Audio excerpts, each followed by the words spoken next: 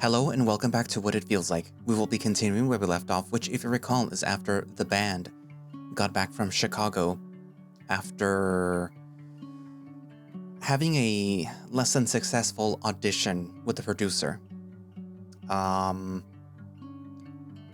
It seemed for a while there that Mylo had finally decided to hang up his writing, or he doesn't really play an instrument, right? He's like the lead singer. But as usual, Baxter came through and kind of snapped him out of his little stupor that he's, going through. And he apologized to Wyatt about what he was doing, and he also kind of realized that, despite the fact that he kind of wants to hang out with Lizzie more, sort of rekindle the friendship that they used to have, that he's also kind of third-wheeling it a lot more than is probably comfortable for Wyatt.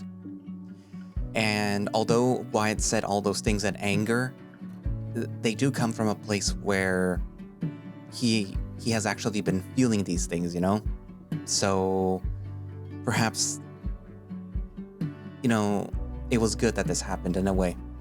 Also, Wyatt and Mylo decided that they were going to try to maybe do things themselves now instead, instead of like signing up for like a record deal, like to try to do it themselves, which is very indie band of them. But yeah, so while it went off to a rocky start at first, it ended up on a positive note. And one of the little parallels that you see is that when they are arriving at Chicago, Mylo is saying like, like if I was born here, I would have probably been famous by now. And like, this is so much better than like my little town where I'm from. But as they're coming back home, he's saying like, finally, I'm actually glad to be going back home, which is like a big contrast to what he had said and thought at the beginning.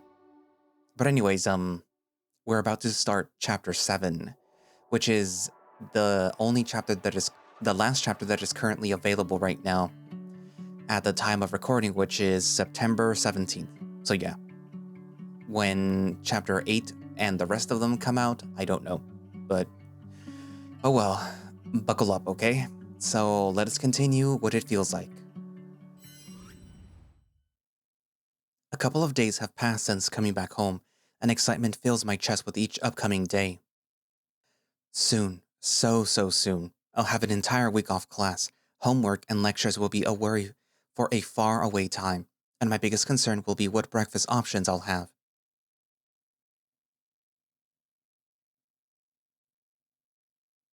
Unfortunately, spring break hasn't showed its face just yet, and I'm stuck in another one of Mr. Hopkins' boring classes. Even though I've had way more energy to stomach this class nowadays, that doesn't make them any less repetitive and uninteresting. So hey, a quick daydream couldn't hurt. Let's see, what am I gonna do with all that extra free time? The beach could be nice, if the weather lets up a bit.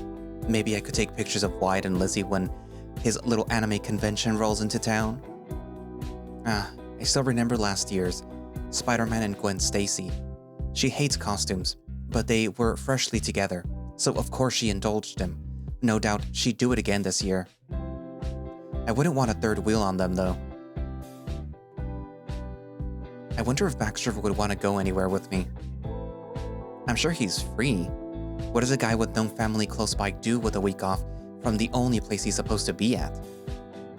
Maybe play basketball? I could go to those games too. Oh, or we could go to the beach together. An excuse to hang out with Baxter with his shirt off for long periods of time. Ah, Mylo Russo, maybe you are a genius after all. And maybe this is just wishful thinking, but would he let me stay the night? After a long day at the beach, we would just head back to his place, wash the sand off of our trunks, take a long hot shower. Together. I blink out of my fantasy when I realize everyone is starting to pack their things to leave, and I quickly follow suit. Whoops, maybe I should stop doing that. I'm just about to leave when Mr. Hopkins calls out at me. Mr. Russo, come here for a minute. I growl under my breath. Deja vu much? I trudge my way over to his desk and he leans back on it, looking up at me.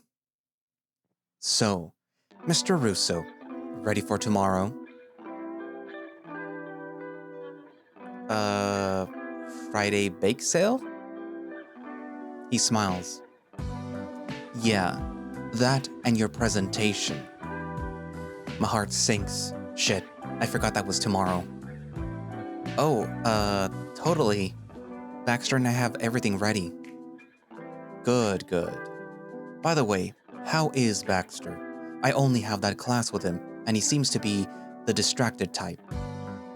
Not unlike you, but you know, he has more pressure on his back to be goofing off like that. Baxter's good. He's kind of focused on basketball, that's true, but I make sure that he's studying for his other classes too. Uh-huh. He draws out that word, as if deep in thought, combing the fur on his upper lip in slow downward strokes. Not to seem like I want to gossip, but you guys are dating, right? I blush. I've gotten used to this question from random classmates by now, but at least teachers mind their own business. Hearing it from Mr. Hopkins, of all people, makes my ears burn. Yeah, we are. I see. Wouldn't suppose that was because of me, was it? He's teasing me at this point, but getting on his good side wouldn't hurt. Well, if we hadn't been failing your class, I guess we would have never met. Maybe you're our matchmaker. Well, I certainly never meant to play Cupid, but I'm glad that you seem to be doing better. I do? Yeah, definitely. You always seemed a little down in my classes. After I paired you two up, you guys hit it off really well. I started to get worried that you weren't working on the project and just hanging out instead. I chuckle nervously. That has happened before. Ever since then, you've got this glow to you. He must be a really good partner to you, huh? Yeah, I guess he is. Well, I've probed you long enough. Make sure you're ready for tomorrow then, Mr. Russo, and pass that on to Abernathy too. Will do. We won't fail you. I'm counting on that. Stepping out into the hallway, I breathe out a sigh of relief. Despite how awkward some of that was, I can't help but feel a little giddy with what he said. Am I happier now? It's scary to think, sometimes, how quickly things changed. How one insignificant pairing from a random teacher made us become so close like that. I used to hate change, back when everything around me was changing so suddenly, so quickly. Lizzie dating Wyatt, Emma leaving for college, Jacob dropping out from the band.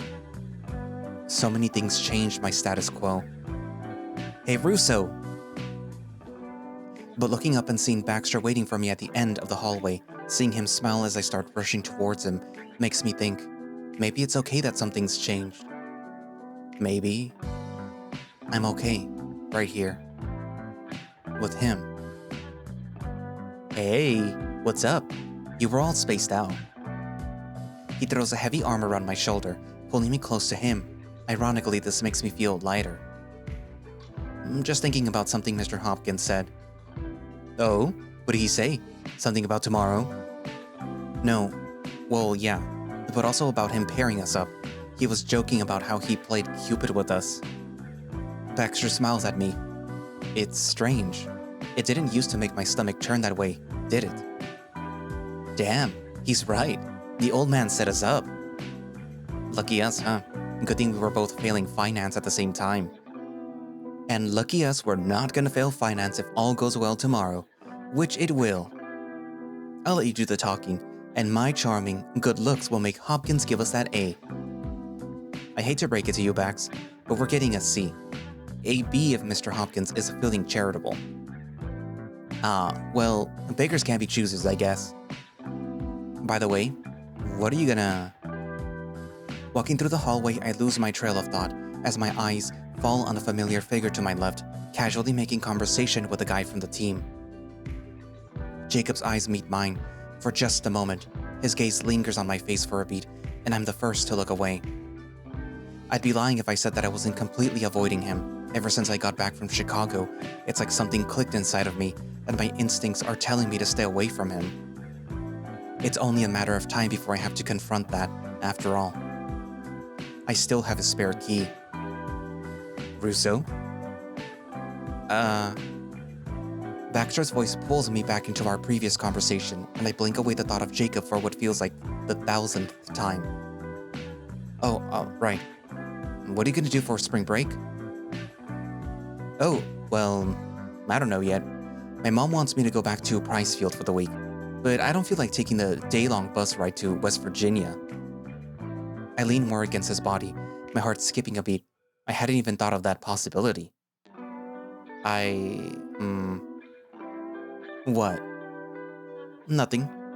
It's just, I'm sure your mom misses you. Yeah, I miss her too. But then again, summer is just around the corner too, and it is a pretty long bus ride. We reach his bike, and as if reading into my subconscious, he grins as he pulls me against his chest, hands firmly on my hips. Don't worry, I'm staying right here. That puts your mind at ease, doesn't it, Russo? I look away, suppressing a smile. Not particularly. Doesn't matter to me. Either way. You know, I would have almost believed you. Too bad your tail gave you away. Much to my dismay, my tail is wagging, very fast at that. His wider grin tells me that my face is about the same shade of red as his shirt. Damn. The many perks of having a doggy for a boyfriend. He quickly leans in and nips at my neck, making me yelp in surprise, then pulls away just as fast as he guides me to mount the bike. Alright, get on. We gotta prepare for tomorrow. He hands me his helmet, and once my arms are fastened around his waist, we set off for the streets, my tail wagging the whole way home. I can't remember the last time that I let my tail wag so much, so freely. Maybe I was still in elementary school, blissfully unaware of the social norms that I had to adhere to. Well, screw social norms. They don't exist when it's just Baxter and me and the open road. The moment my driveway comes into view, however, my tail comes to a slow, anxious stop, and a pit starts to form in my stomach. Dad's car's in the driveway. Either someone died or Emma's. Baxter notices the second he turns off the engine to the bike, and he peers over his shoulder to look at me as I take off his helmet. What's wrong? I think my sister's home. Oh. I slide off his bike, and Baxter leans coolly with his paws on the leather seat, giving me a puzzling look. Is that bad? I sigh. No, not really, anyways. It'll just be a pain in the ass to sit through dinner tonight. Mom's gonna make her tell us everything new with her life, and all I gotta show for is a failed attempt at my music career. So, another tally in her victory book, I guess. Ah, right. You and your sibling rivalry. You know, I don't think that's completely normal. Though, I've met siblings with worse situations. In any case, it shouldn't be too bad. She's still your sister. It's not like you guys hate each other. I hum in acknowledgement, staring at the front door of my house with dread. He's right, of course. A part of me is really happy to see Emma again, after so long.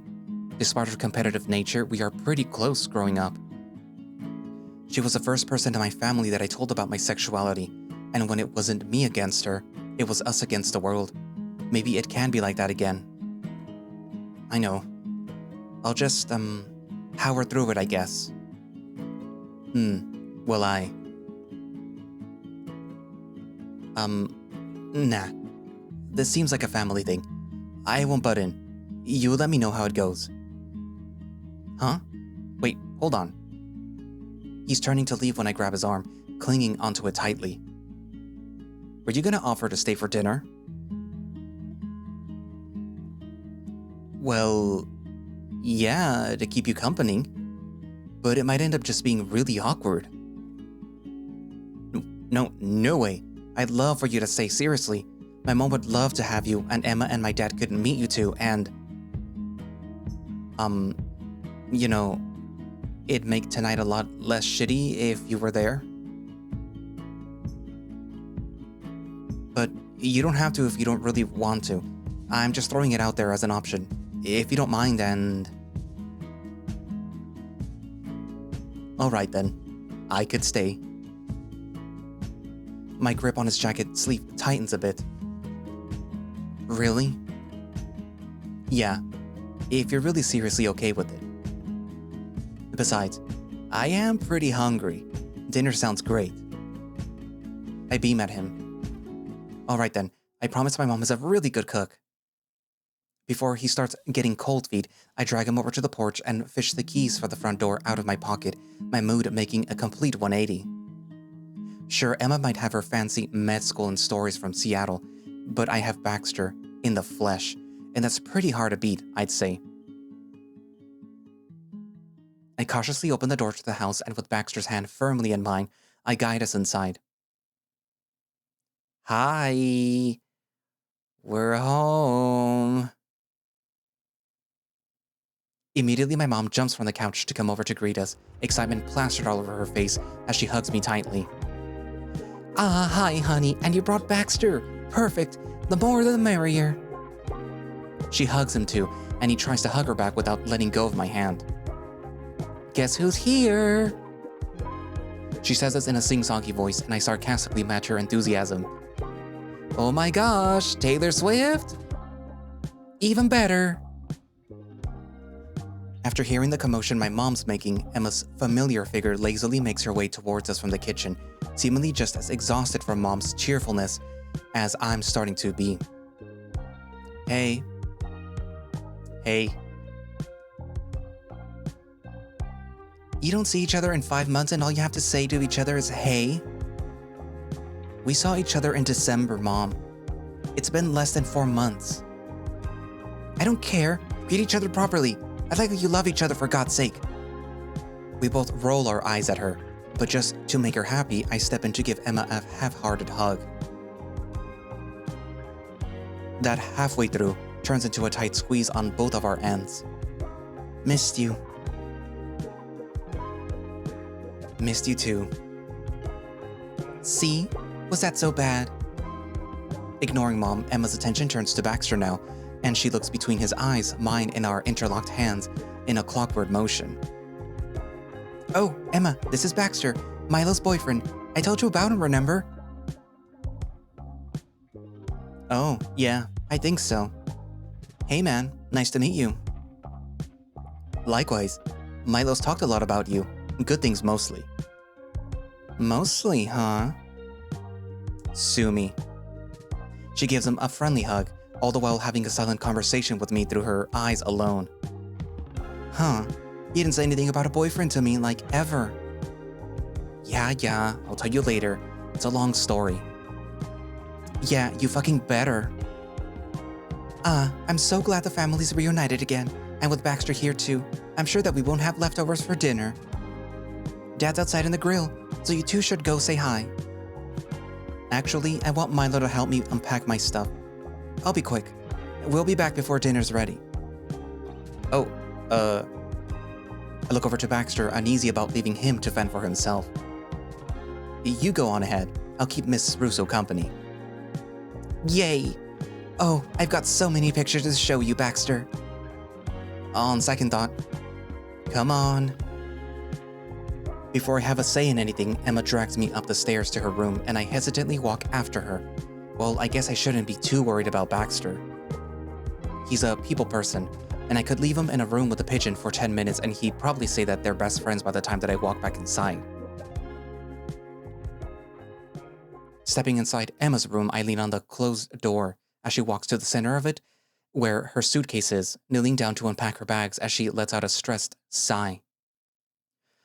Dude, that fucking flight was terrible. I tried to take a nap, but there was this creepy little kid who was staring at me the entire time. I almost flipped him off, honest to God. Maybe he just never saw someone so ugly and was petrified by you? A good thing that you weren't there, or he would have screamed his lungs out if he saw you. Har har. She smiles, grabbing a big pile of clothes and dumping it directly onto her bed, not bothering to fold them as she continues to unpack. I decide to just start doing it for her as we talk. So, how was Seattle? Same as always, freezing cold. Marcy's still a bitch. You still haven't gotten a new roommate? They just don't change your roommates just because one of them uses all your perfume, Mylo. I say you sue her ass. What's with you and suing people today? I watched too many law school shows. Is it because the security guards are hot? You used to have a crush on one of them when you were like 13. He was supposed to be my husband, yeah. But from the looks of it, you found someone else? Well, Last I remember, you had a big fat crush on that blue guy, Jason. Jacob. Right, that Korean wolf. What happened to him? So you're totally not gonna believe this. What? Did he die? No, geez, so morbid. I proceed to give her the TLDR of the situation with Baxter, which she interrupts constantly with "what?" and "dudes." Eventually, I finish, and she just sits there on her suitcase staring up at me in shock. Is all this true? Yeah, would I lie to you? That's so weird. Like, you did all that for the wolf, and now you're bringing Baxter to family dinners and stuff? Isn't that too personal? Aren't you scared of getting overly attached to him? Terrified, actually. Well, Baxter and I are friends. Real ones. That much is true. Is that all he is to you? Yes. Yes. Maybe? You're a hot mess. She stands up, stretching out with an amused look on her face. You look like you're enjoying this. Well, what can I say? My weird gay little brother has a weird gay little love story. I'm eating this shit up. Yeah. Just don't tell Mom, okay? She'll have an aneurysm if she ever found out, so I'll keep this between us. Besides, I owe you a couple of secrets anyways. More than a couple. I couldn't count on two hands how many parties she snuck out to. Good. This stays between us. Promise. She smiles and holds her pinky up, and I quickly grab it with mine. That's that then. We head to the living room together, and I can hear my mom's voice from halfway down the stairs enthusiastically showing Baxter my childhood photos. And this was him in 5th grade at his winter talent show. He sang Jingle Bell Rock in his little Santa outfit. He was so cute. I think that I might still have the recording. Okay, Mom, that's enough. I hug Baxter's entire face from behind, covering his line of sight, and probably respiratory airways in the process. Oh, what are you so embarrassed about? Baxter's loving these. And you were such a cute little kid. I was like 100 pounds. Well fed, well loved. Fatty. Shut up. Baxter pries my arms out of his face, laughing hard. You were pretty cute back then. He throws his head back to look up at me, grinning, and I pinch his nose softly, swaying his head side to side. Just back then? Yeah, dude. You be nice to him, Mylo. Emma, come on, help me make the table. Your dad said dinner's going to be ready soon. Okay. Mom smiles at me as she gets up, and they both go to the kitchen, leaving me alone with Baxter on the couch. The second that I sit next to him, his arm wraps around my shoulder, a wide grin plastered on his face. You look cheeky. I gotta see a bunch of your baby photos. Of course I'm in a good mood. I should have known my mom would do that. There's a glow to his smile, almost proud. It both flatters me and annoys me. Well, don't look so happy. Haha, sorry. I'm just having a good time. You are? Yeah, I like knowing more about you. He caresses the right side of my face, rubbing my floppy ear between his thumb and forefinger, staring at it as if deep in thought.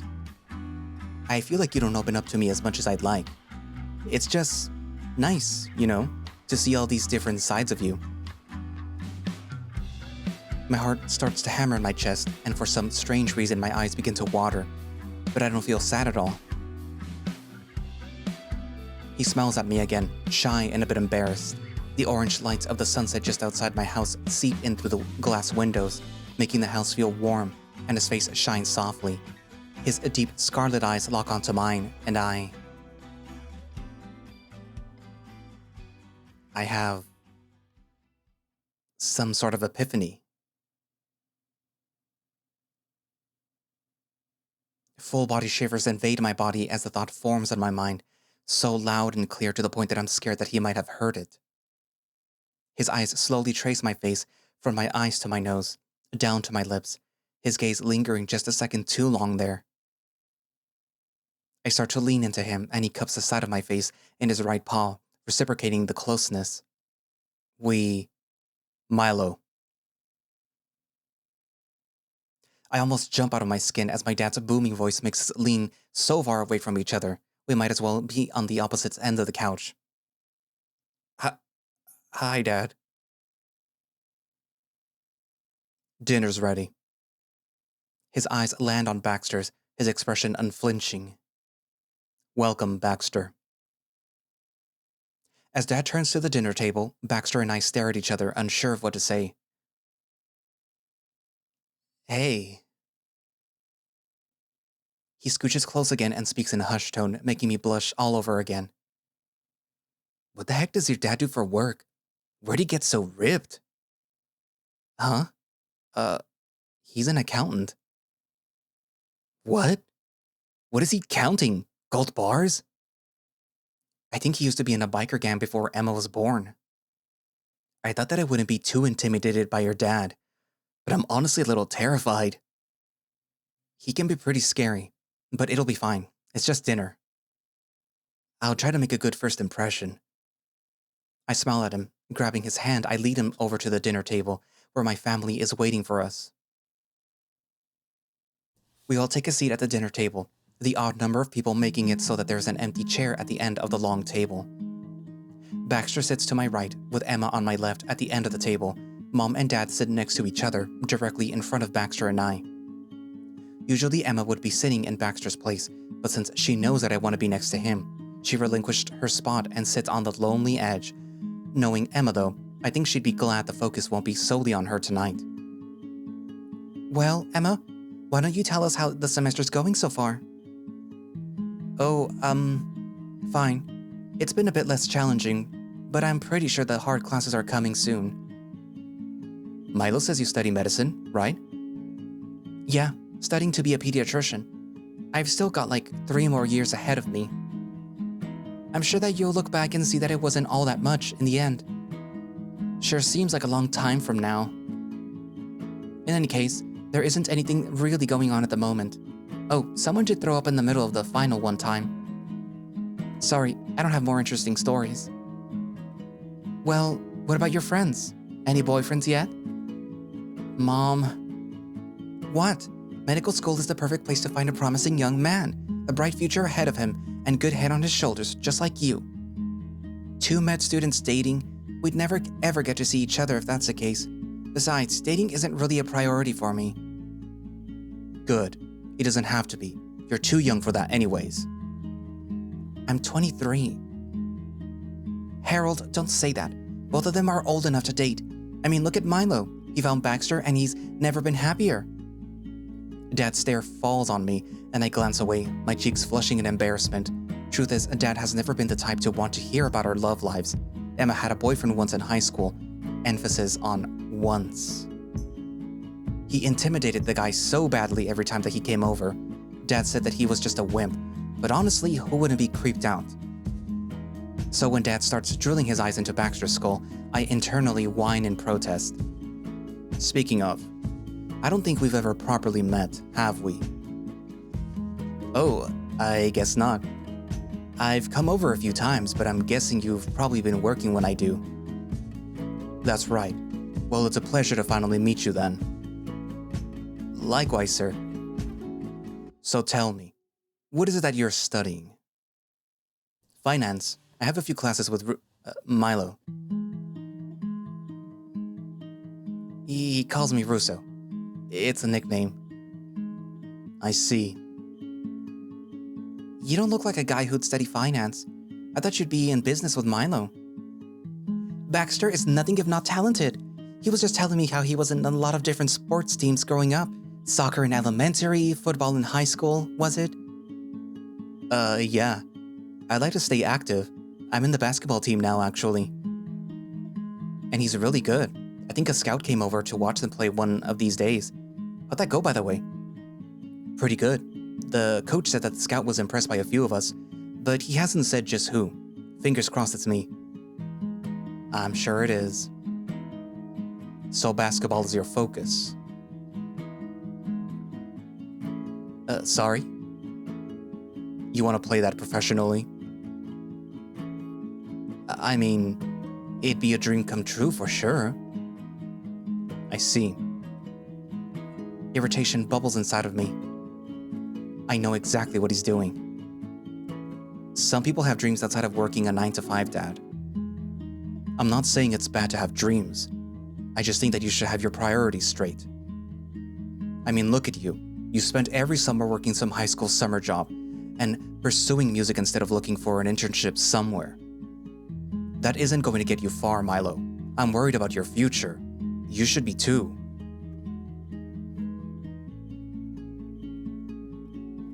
I think it's okay for Mylo to pursue music for a bit. We all turn to look at Baxter, silence hanging in the air. I mean, it's clear that he's passionate about it, more than business work. He's got the support of his family, and as long as he isn't putting aside his studies, chasing his dreams is important to him. Finding a good job should be even more important, though. Don't you agree? Sure, I don't doubt Mylo would find a job, try and further his career. That doesn't mean that he's going to forget about his passion. Dad growls in the back of his throat, shoving a spoonful of mashed potatoes in his mouth. Getting contradicted by a guy he's never met before is definitely not something that he liked. But knowing Baxter would stand up for me makes my heart feel lighter. I guess you're a dreamer too, Baxter. Sometimes you need someone with stronger ideals to set you straight. Mylo's got his head in the clouds most of the time, so his mother and I have to pull him back down to earth. I have a feeling your parents may have had to do the same with you. Dad? It's okay, Mylo. He's right. My mom always tried to make sure that I was focused on my future, but she also made sure that I was happy with whatever I chose to do. Whether that's sports, music, or my career, she told me to give it my all in everything that I do, and she supported me, no matter what. She sounds wonderful. I'd love to meet her. Hopefully you will, someday. She does sound like a good mother, not unlike you, Minnie. Mom just swats him away, but she loves it when he compliments her. And what about your father? I think it's important to have a stricter role model. Make sure that you're heading down the right path. Surely he was a bit more stern with you. Dad, my father wasn't in my life, Mr. Russo. I see. Well, I'm sorry to hear. But I guess that explains things, doesn't it? I push my chair back and slam a palm onto the table, making everyone jump. Furious, tears threatening to escape my eyes as I stare at my dad, his icy blue eyes matching mine. What the hell is wrong with you? You don't know anything about Baxter. You hadn't even met him before today, and the one thing that you do is be judgmental to him? I'm sorry that I can't be the son that you want, and I know that I've made mistakes, but choosing Baxter and having him in my life isn't one of them. For once, I wish that you could just support me. We're going. Come on, Bax. I angrily stomp out of the room, going out of the front door and letting it slam hard behind me, leaning on Baxter's bike and hanging my head low. I take full deep breaths. My tears drop out of my eyes and directly onto the dark leather seat. I'm furious, so furious, that it takes everything in me to not tear up the leather with my own claws. Eventually, I hear the door open and close again, much softer than when I did it. Even before he speaks, I know it's him, just from the sound of his footsteps. Hey, you good? His paw goes under my jacket and onto my back, rubbing it in gentle, firm circles. I can't believe him. Who the fuck does he think he is, talking to you like that? Hey, it's okay. I, listen, I get him. What? I turn to face him, stepping back a few feet. I, I get it, that's all. Being protective of you. That isn't being protective, it's being a judgmental prick, Baxter. I didn't like what he said either, but I don't think your dad is a prick. And I don't think you should talk about him that way either. You just don't get it. I think I'd know about dads who are pricks, Mylo.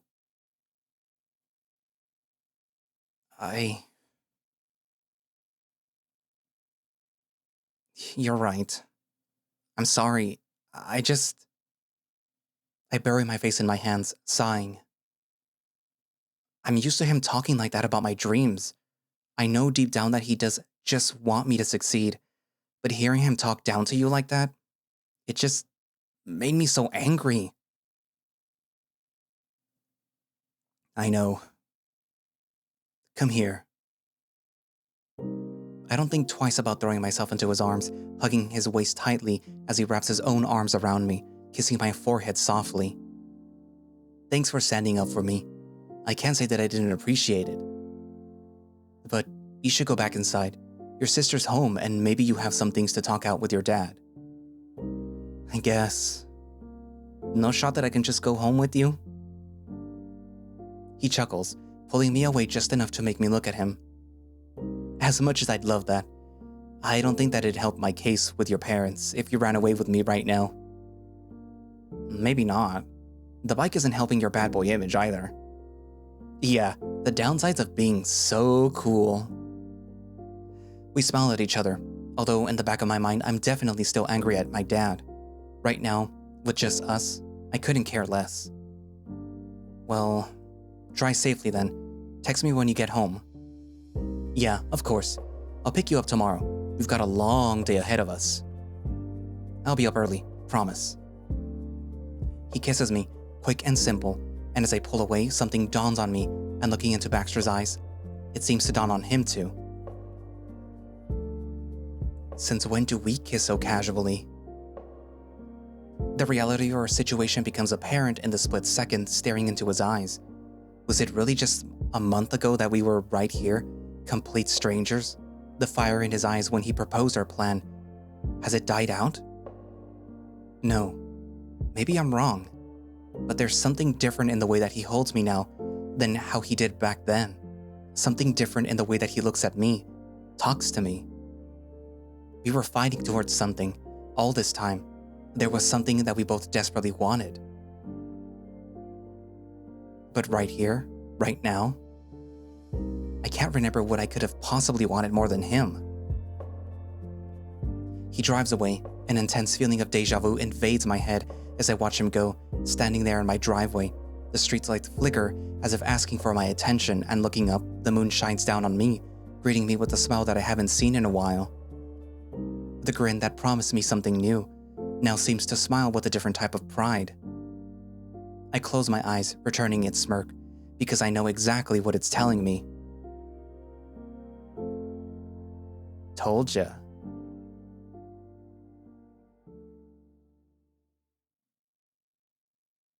The fated arrival of our finance presentation finally comes to be on a rather cloudy Friday morning.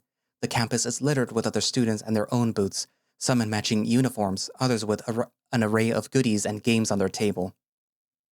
Looking at our presentation, a large cardboard poster, and a laptop with some videos that we found online, my face starts to feel hotter and hotter with the more elaborate these tables get. Are you hot? You look sweaty. No, I'm pissed.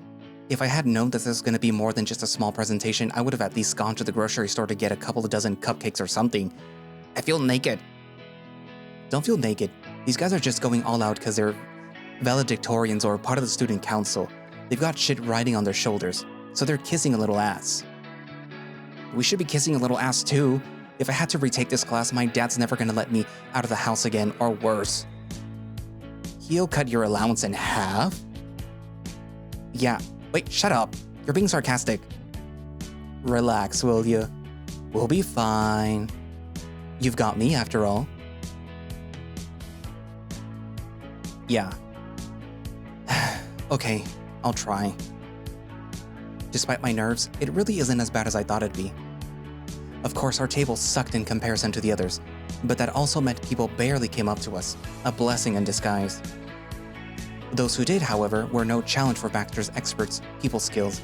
He talked to practically anyone who came over as if they were old friends, casually explaining what the class was about in a friendly, albeit unprofessional, way.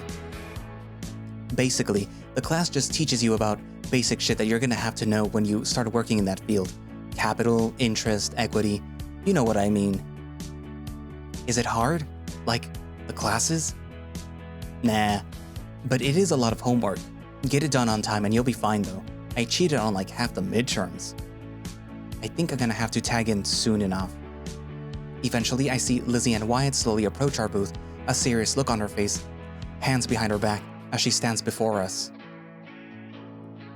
Mylo Bartholomew Russo, Elizabeth Alexandrina Jones. Tell me, what is finance? Excellent question as always. Finance is when money. And there you have it. Fascinating. Wouldn't you agree, dear? Quite.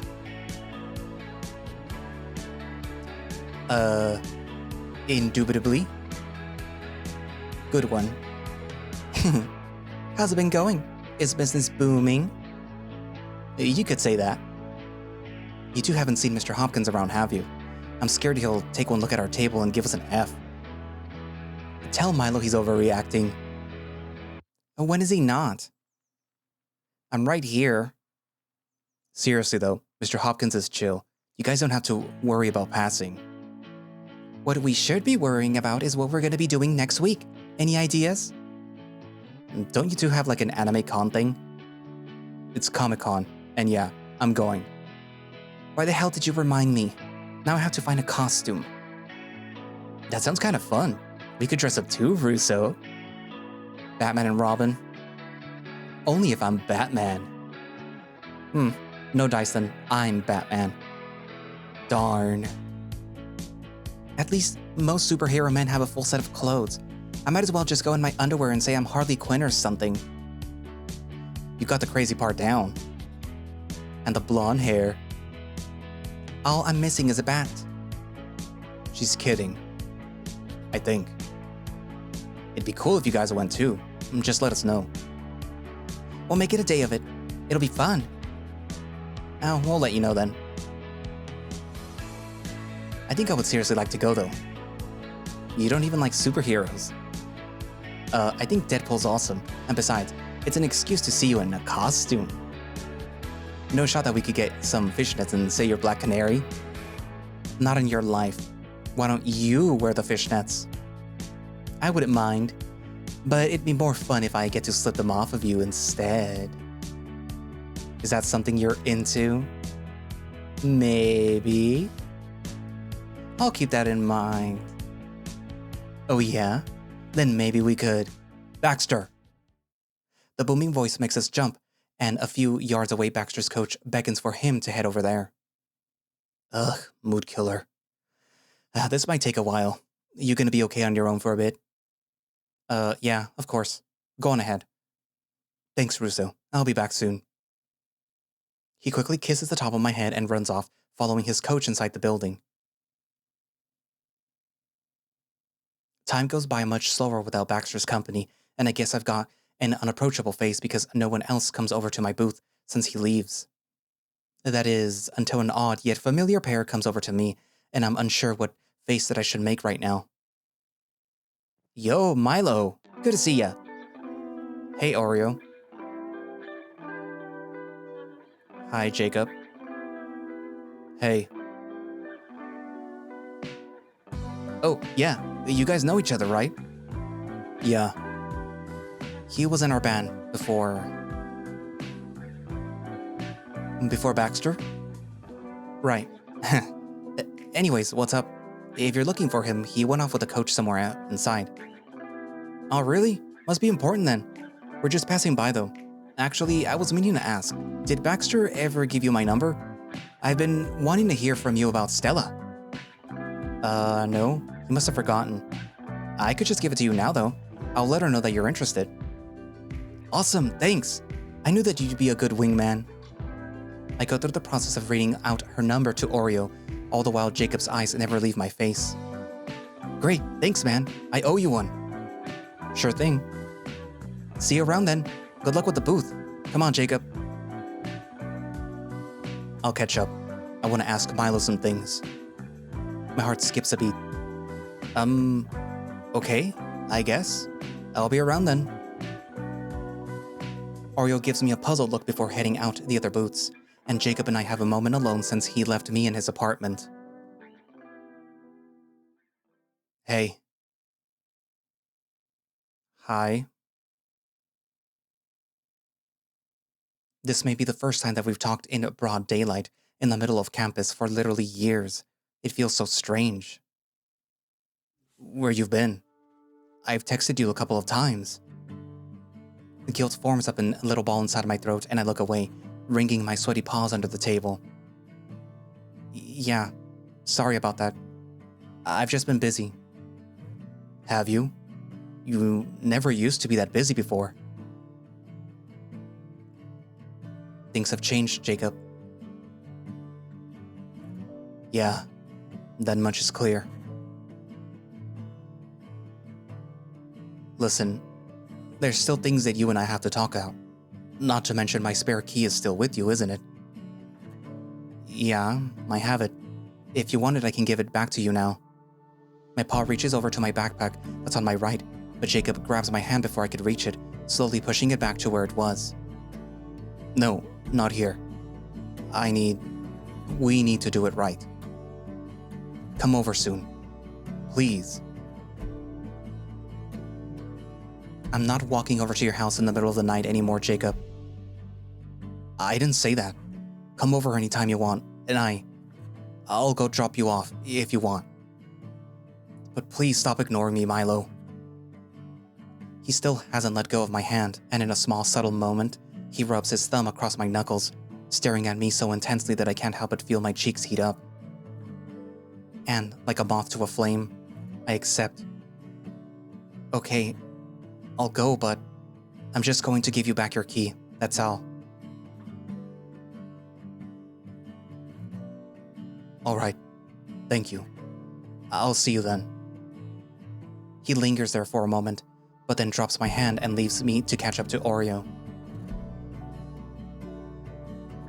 I cradle my paw against my chest, thinking about what might happen if I go tomorrow.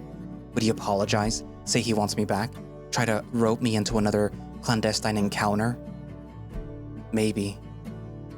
Jacob's capable of all of that, but in my heart I think I know that whatever happens, it'll just end up feeling wrong. Baxter has completely changed me. Stella's question at the party comes back to my mind. If you had to choose one of them, who would you choose? At the time, I couldn't give her an answer, but now my feelings feel clear. I choose Baxter. I choose him over and over and over again.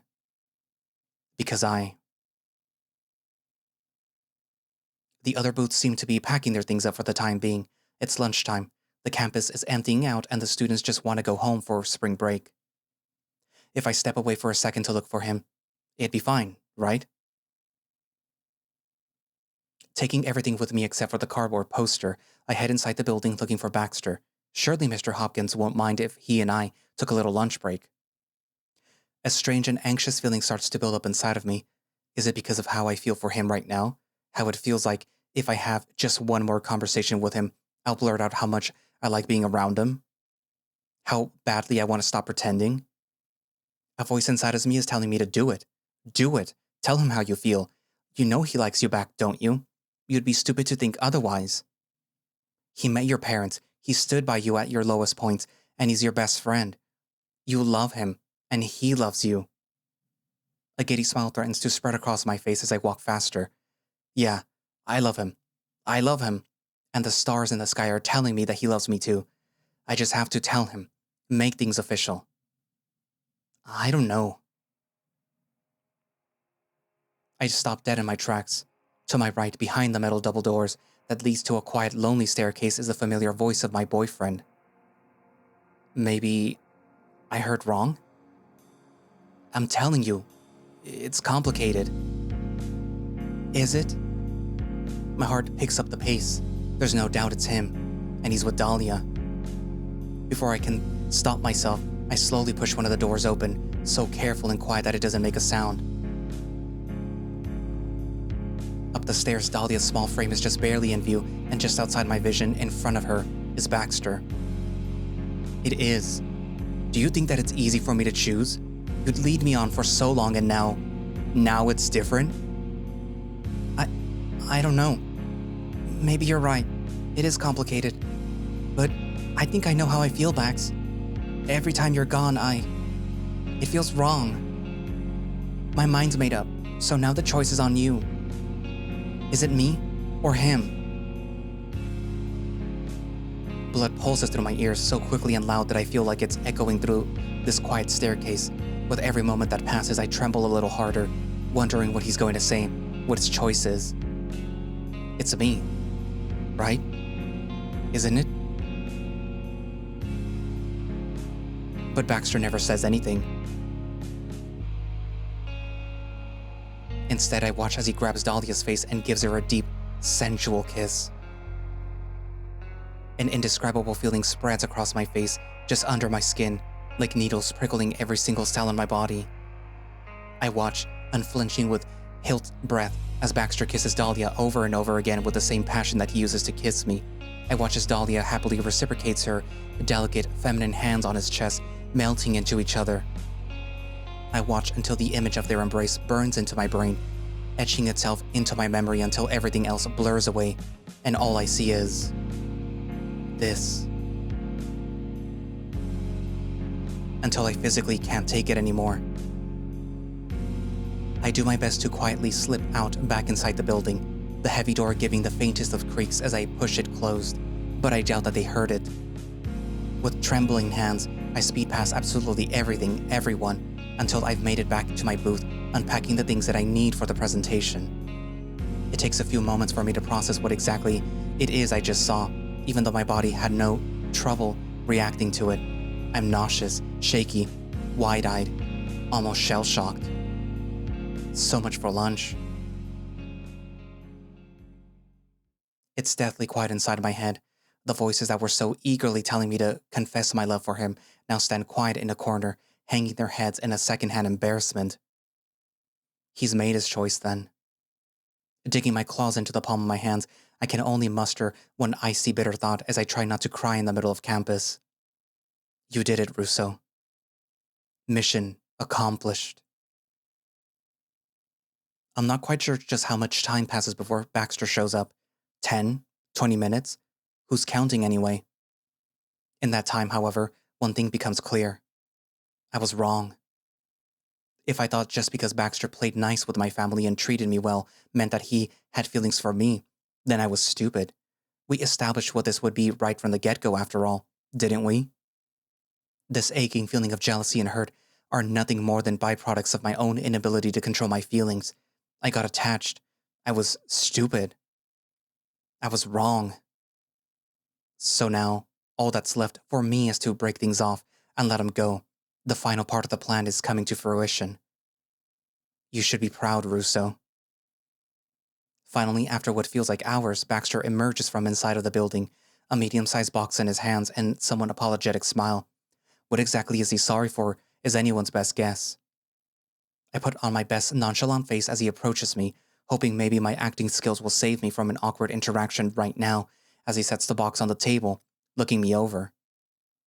Hey, what's wrong? There goes my future acting career. Nothing. I'm just tired. And a little bored. Ah, right. Sorry that took so long. The coach was talking to me about something, and then there was another thing that I had to take care of. My eyes flick away from his face in anger. The word cheater gets spray painted in big, dark red letters on my mind, and I have to remind myself that I'm wrong again and again just to calm myself down. I see. How'd that go? It was, okay. Honestly, I was with... So, this is what you two came up with? Baxter and I both straighten our backs at the sound of Mr. Hopkins right in front of our booth, giving us a judgy look. Mr. Hopkins, hey. We hope that it's not too bad. No, I'm messing with you. I've actually heard good things about your presentation. How honest it is. I'm nothing if not honest, sir. Liar. Well then, I can at least tell you that you two put the effort in this. I'll let you have a relaxed vacation and tell you now that as long as you get a passing grade on the final, you two should pass. This makes us both perk up in excitement, Baxter giving me a tight sideways hug. Aw, thanks, Mr. Hopkins. We'll be sure to study, right, Russo? Of course. Thank you, seriously. Don't mention it. Glad something nice came out of me pairing you two up. He gives us a small smile before heading off on his way, and Baxter wraps his other arm around me, lifting me up and squeezing me tightly. Fuck yeah, we did it! I try to reciprocate the hug, or at least answer him in some way, but his hold on me is so tight that I can't do it either. After he sets me down, I just smile at him. Guess that's over with. We gotta celebrate. You're not doing anything after this, are you? If I say yes, I won't have the opportunity to break things off with him tonight. It's gotta be today. No, I'm free. Perfect. Then let me take you out to eat, my treat. Sounds good. Let's put everything away then.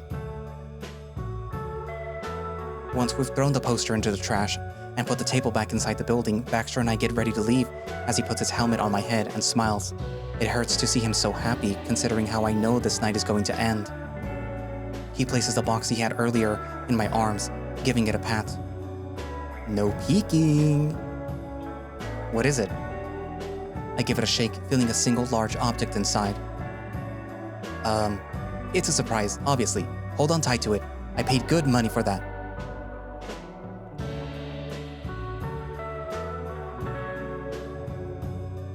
It's sunset by the time that we get to the restaurant, a cute, homey Italian place much fancier than anywhere that we've gone together. It even has a hostess ushering us over to a small table for two, and Baxter pulls out my chair for me. Can you even afford this? I have my ways. He takes a seat in front of me, setting the box aside for now, and grinning at me.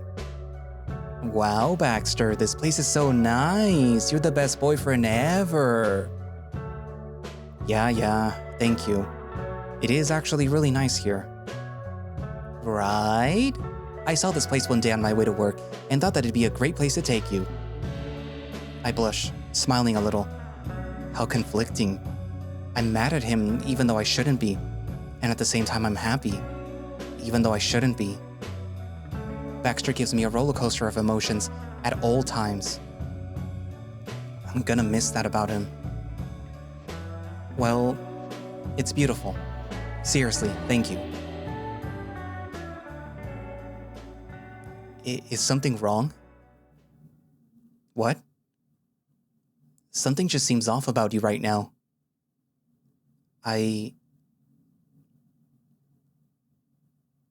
It's just stuff with my dad. I'll get over it.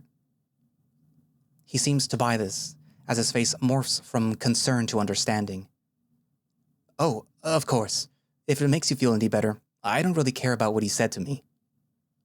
In fact, I haven't even thought about it lately. I was thinking about how you said that you were happy with me when you told him off. Did I say that? Something along those lines. It made me feel all giddy. And speaking of yesterday, that reminds me, let's take a picture together. Now?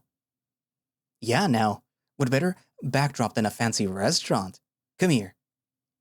He pats his lap, full of enthusiasm. Despite my inner turmoil, I decide why not give our relationship one last hurrah. I'll never be with him again after tonight, after all.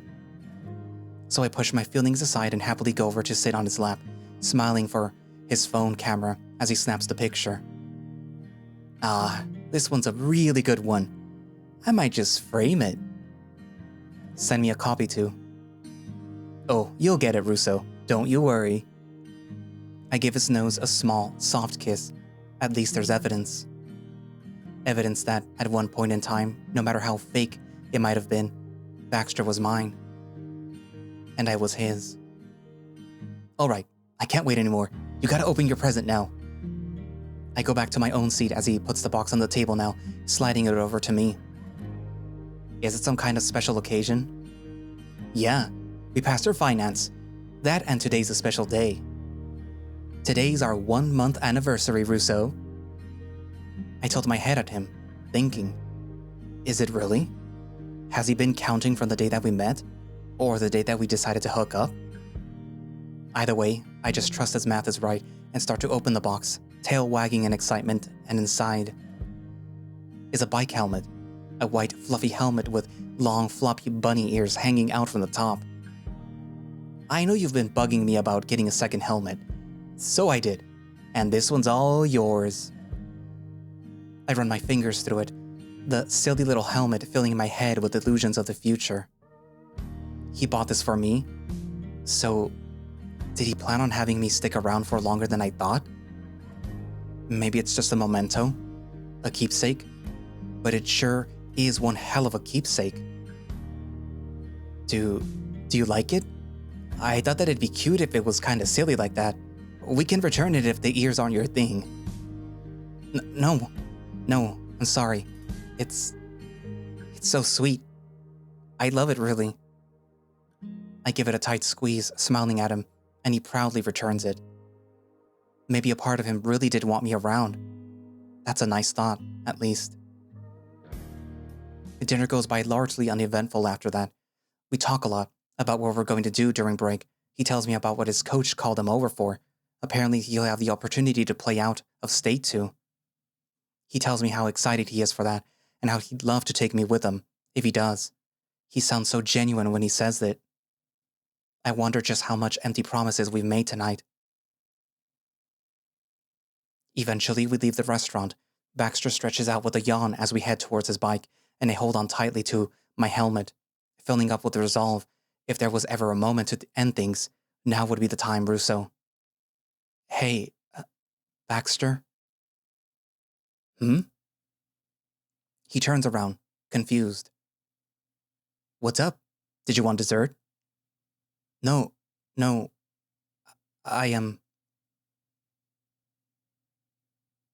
I was talking to Dahlia, I think last week. Somewhere there, and we talked about you. He blinks at me. Okay?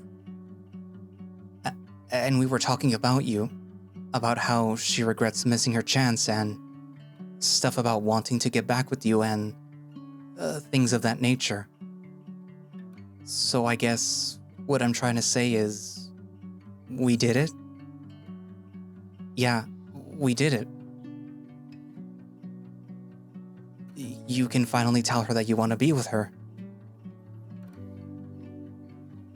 Russo. And don't say you're too embarrassed or something, because I know by now that nothing embarrasses you. Russo. If it's me that you're worried about, don't be. Isn't now the perfect time? Spring break is just around the corner, so you have plenty of time to be with her.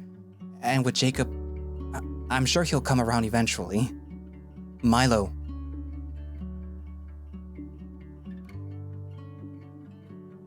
What are we doing? What do you mean?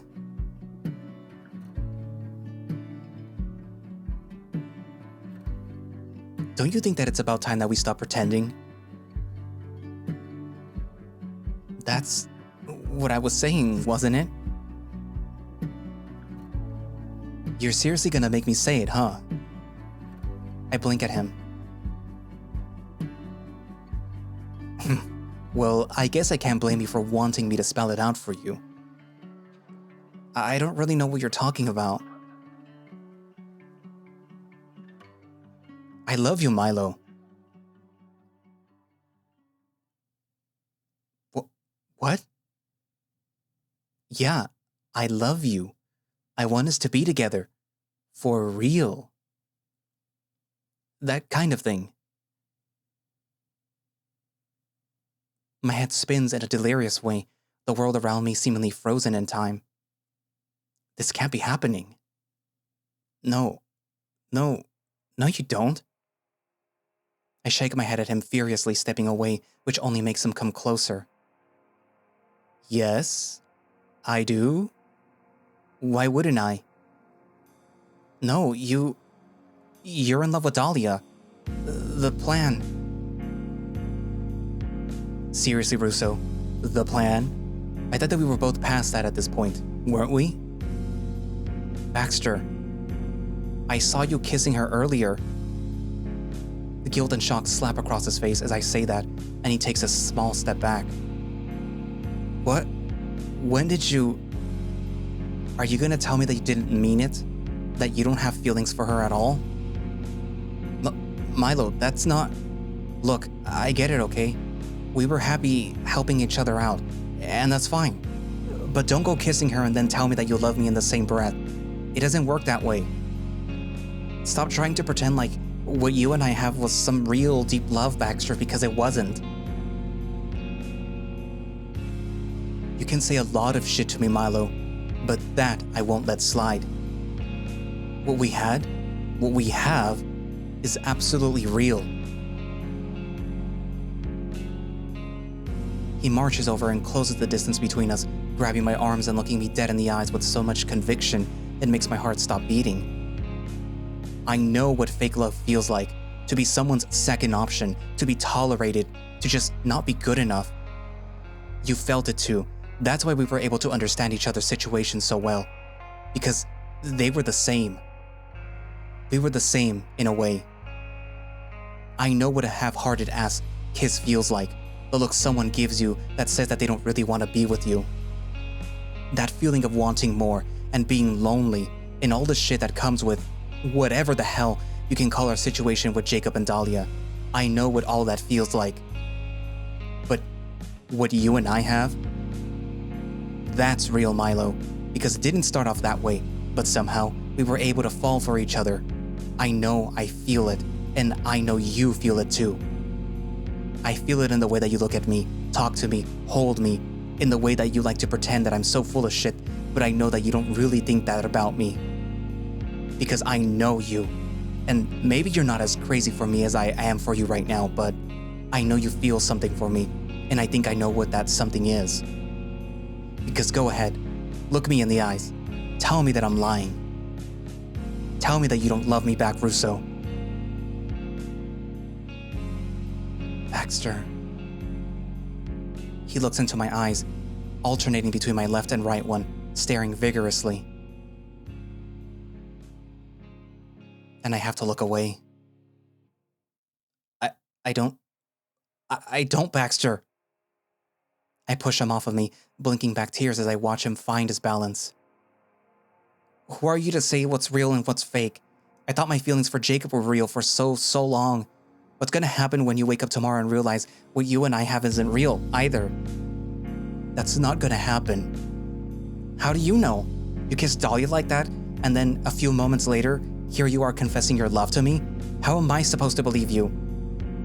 Mylo, I can explain what happened between me and Dahlia. I don't want you to explain. I don't want to hear how you love me when it isn't fucking true.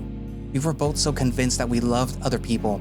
How can you say what we have isn't just a repeat of that? How is this any different? It is different. We don't know that, Baxter. You don't love me, and I I don't love you either. I can see his eyes start to water as he tries to approach me again, extending his hand to touch me, to try and reason with me. Mylo, do you seriously believe that? His voice trembles and I turn away. I can't look at him a second longer. I do. There's nothing real between us, Bax.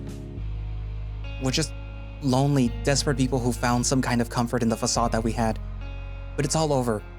You don't have to keep pretending. I'm not pretending. Russo.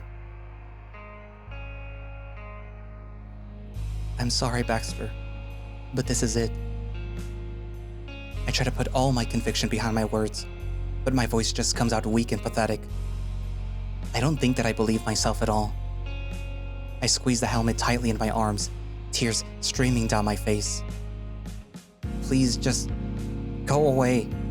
Just forget that what we had was any semblance of love. Please forget about me and move on with her. Please.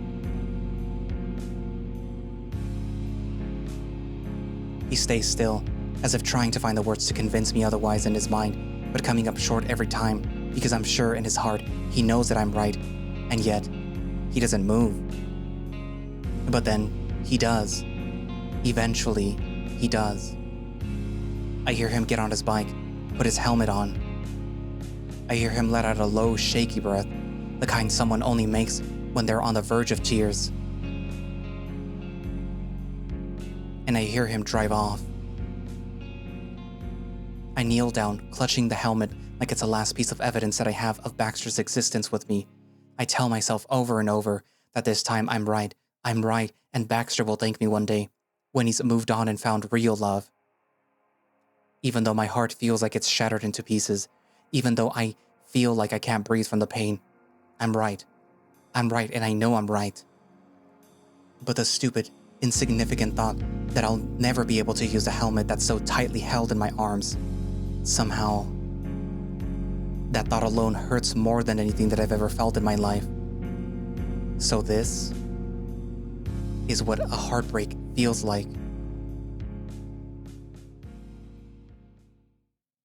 To be continued. Ah, Mylo. Baxter. I can honestly see where Mylo is coming from. Because he's been hurt so many times, and he's been in his head so many times that at this point he doesn't really know what to really think, what to really feel. And he has no real frame of reference for what's really going on with the real relationship. And it is true, they did start off with like a plan to get back the people that they thought that they loved, that right now, after especially what Mylo saw, is sort of like, oh no, well, this can't be actually real. This can't actually be what love feels like. Because here's this guy that I thought that I loved kissing the girl that he was supposed to love. And now he's confessing his love for me. He's telling me straight to my face that he actually loves me. But yeah. So I do put it on Baxter for having done what he did, but at the same time, I know why he did what he did. And this comes more from the feeling that this visual novel gives, which is a bit of a like a TV show or a movie where it's like the will they, won't they kind of thing. So Baxter was having his like moment where, here, let me give you a kiss, but the kiss isn't romantic.